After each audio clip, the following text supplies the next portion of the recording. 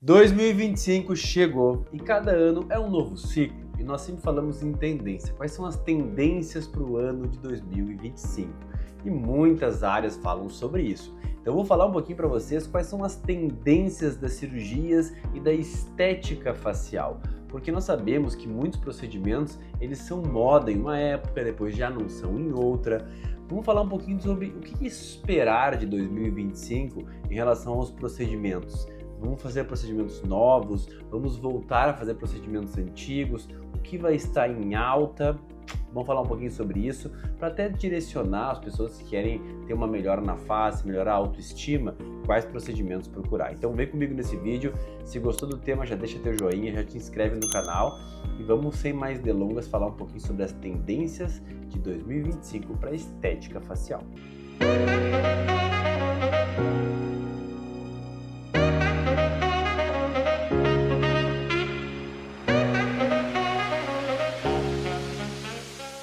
Vamos começar o ano falando de tendências e nós vimos várias tendências acontecerem na estética facial. Nós começamos há alguns anos atrás com a harmonização facial, depois nós começamos com outros procedimentos cirúrgicos, veio a lipoaspiração de papada, depois veio a platinoplastia, bichectomia, teve em alta, teve em baixa, cai o rosto, envelhece, isso tudo ao longo dos anos. E qual é a tendência para esse ano? Será que alguma coisa vai mudar? Eu pesquisei vários temas sobre as tendências de 2025 para estética e também de congressos que eu fui e que eu vejo os colegas falar, os papers, o que está sendo lançado, quais são as pesquisas que mais têm sido feitas. E há alguns anos atrás nós tivemos o boom da harmonização facial, com o uso de preenchedores, para que o rosto fique mais rejuvenescido, aumente de volume, tenha mais malar, tenha mais lábio. Porém, com o passar do tempo, e por isso que algumas técnicas elas têm que passar por um processo de maturação do tempo para nós entendermos se elas são realmente boas, quais são os resultados que elas vão vir a trazer a longo prazo. Infelizmente não é possível testar isso sem realizar o procedimento e ter o acompanhamento, desse procedimento ao longo do tempo para ver quais são os resultados, o que ele vai gerar, como é que vai ser a estabilidade desse tratamento. E nós vimos que na harmonização facial teve esse boom de preenchedores e agora é visto que o excesso de volume de preenchedores ele é um pouco prejudicial na estética facial ao longo do tempo, porque tu vai trazendo um peso para o rosto. Então, logo que lançou a harmonização, se colocavam muitos preenchedores, 30, 40 seringas, com a ideia de que esses preenchedores eles são reabsorvidos ao longo de um ano. E algumas pesquisas mostram que nem sempre é assim. Alguns procedimentos, alguns preenchimentos, eles ficam por mais tempo, eles perduram no tempo e não são reabsorvidos. Eu mesmo, esses tempos, fui fazer um preenchimento de gordura no bigode chinês de uma paciente que tinha feito preenchimento há mais de 3 anos e ela continuava tendo ácido. Tanto que quando eu pulsionei para colocar gordura, eu vi sair ácido da pulsão. Ou seja, nem sempre reabsorve em um ano. Isso foi visto ao longo desse acompanhamento da harmonização facial. E muitas pessoas começaram a ter quedas, peso excessivo no rosto, começaram a ter um envelhecimento até mais precoce do que teriam se não tivessem feito volumes de preenchedores, porque é algo físico, Se tu coloca muito volume numa área que está com flacidez, a tendência é esse volume cair e trazer mais aspecto de envelhecimento para o rosto. Entendendo que o rosto ele tem uma queda centrípeta, ele cai de cima para baixo, de trás para frente, fazendo esse aspecto de derretimento, que vai ser associado não só à gravidade da queda mesmo, como também à perda de elastina, à perda de colágeno, flacidez da pele, dos ligamentos.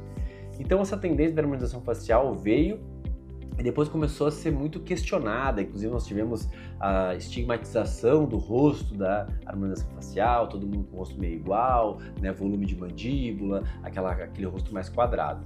E hoje, é um movimento que já vem vindo desde ano passado. A tendência de 2025 é nós termos procedimentos com menos volume e mais reposição de tecido. Por que isso? Porque o volume ele acaba pesando, como eu falei para vocês, e ele não reposiciona o tecido. Na verdade, ele preenche esse tecido. E aí o tecido vai continuar envelhecendo, vai ter queda depois e o volume vai pesar ainda mais. O reposicionamento de tecido, ele devolve o tecido para a posição que ele deveria ficar. Então, nós temos uma tendência 2025 a ter mais procedimentos cirúrgicos e procedimentos pouco invasivos, mas que fazem estímulo de pele e menos procedimentos que vão fazer preenchimento das áreas para dar volume. Por que isso? Exatamente pela naturalidade, pela durabilidade desses procedimentos cirúrgicos e como vocês viram, quem acompanha, muitas famosas fizeram facelifting, lifting endoscópico. Tecnologia está melhorando muito o lifting facial, que antigamente era um procedimento muito estigmatizado, ficava com o rosto puxado e tudo mais. Hoje já não fica mais assim. É possível fazer um lifting endoscópico, onde não tem os cortes, se faz via endoscopia, principalmente os pacientes mais jovens. Então, nós vimos uma tendência dos liftings nas famosas, inclusive as atrizes todas fazendo para ter um rejuvenescimento. Então a tendência de 2025 é exatamente essa: abandonar o excesso de preenchimentos, tanto com ácido hialurônico como bioestimuladores, que também eles são muito bons, mas o excesso deles também não são benéficos para a estética da face, não são benéficos para tu ter uma boa firmeza da pele. Muitas vezes eles ficam endurecidos. Eu mesmo, quando vou operar alguns pacientes, às vezes quando a gente vai acessar as áreas colocadas com bioestimulador, tu vê que o bioestimulador fica aderido aos tecidos profundos, ele não tem esse aspecto, assim, esse resultado que muitas vezes se espera dele. Então, esses procedimentos estão sendo um pouco deixados de lado e são utilizados mais como adjuvantes no rejuvenescimento. Não é que não se faz mais preenchedores, nós vamos continuar fazendo porque os preenchedores têm excelentes resultados. Eu mesmo adoro complementar os resultados das cirurgias com preenchedores, porque eles harmonizam o rosto, mas para harmonizar, tu vai fazer 5 seringas, 4 seringas, pontualmente em cada das áreas, né? Não vai fazer aqueles excessos que se faziam antes, né, de 30, 40 seringas. Ou seja, nós vamos continuar usando ácido hialurônico, porém com muito mais parcimônia e trazendo realmente uma harmonia facial e não uma transformação facial com ácido hialurônico, e associar isso a procedimentos cirúrgicos de reposicionamento, como por exemplo a papada, que algum tempo atrás a lipo de papada ficou famosa, depois veio a platismoplastia, que é um reposicionamento do músculo, porque se entende que a flacidez muscular também faz papel na papada, e claro, gordura profunda cada vez mais foi se aprofundando na técnica, e hoje é uma técnica muito mais avançada que corrige a papada. Então, as correções de papada com plano profundo, reposicionamento muscular, neck lifting, face lifting, todas essas técnicas que reposicionam tecidos são técnicas que vão estar em alta em 2025. Não só exatamente pelo isso que eu falei para vocês, de ser mais natural o resultado e mais duradouro e realmente reposicionar os tecidos, como também pelo avanço das técnicas, né? Antigamente elas eram mais estigmatizadas, hoje nós temos excelentes resultados, pequenas cicatrizes, ou seja, os resultados das cirurgias eles estão cada vez melhores e vão se sobrepor aos procedimentos pouco invasivos com ácidos e grandes preenchimentos. Alguma tendência de prótese facial, né, que são próteses onde nós colocamos próteses rígidas, por exemplo, mandíbula, mento, onde ela é presa no osso, ela não é um preenchimento, então ela estabiliza, ela fica firme, ela não vai ter queda e ela consegue dar o volume que os preenchedores dariam, né? Muito melhor, na verdade, né? Porque ela é um volume mais rígido e firme sem ter a queda, então elas também são uma tendência. Mas a tendência de 2025 para a estética facial ela é mais voltada para a cirurgia.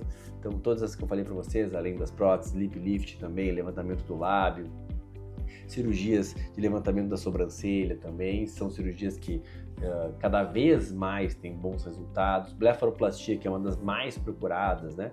Então, cirurgias que fazem a correção das pálpebras, né? E muitos preenchedores que se faziam antes na região de olheiras já não se faz mais. Então, toda a tendência de 2025 ela vai mais para o lado da cirurgia, do reposicionamento de tecidos.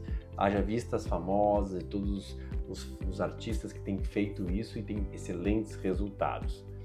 Não vamos deixar de fazer ácido, não vamos deixar de fazer botox, não vamos deixar de fazer procedimentos pouco invasivos, mas eles vão ser coadjuvantes, eles vão ser procedimentos que vão melhorar e vão ser a cerejinha do bolo ali, vão melhorar o aspecto da face depois de realizar um procedimento ou para poucas alterações, mas não para transformações faciais. Então, basicamente é isso. Então, se está procurando a tendência para 2025 na estética da face, vão ser os procedimentos cirúrgicos de reposicionamento dos tecidos, principalmente papada, facelifting e cirurgias que trazem rejuvenescimento. Beleza, gente? Espero que tenham gostado. Me diz aí nos comentários se já fez, chegou a fazer harmonização, chegou a preencher, chegou a fazer cirurgia, qual técnica tu mais gosta? Deixa nos seus comentários aí o que tu gostaria de fazer em 2025. Se chegou até aqui, gostou do vídeo, deixa teu joinha, te inscreve no canal e nos vemos no nosso próximo vídeo falando sobre estética e cirurgia facial.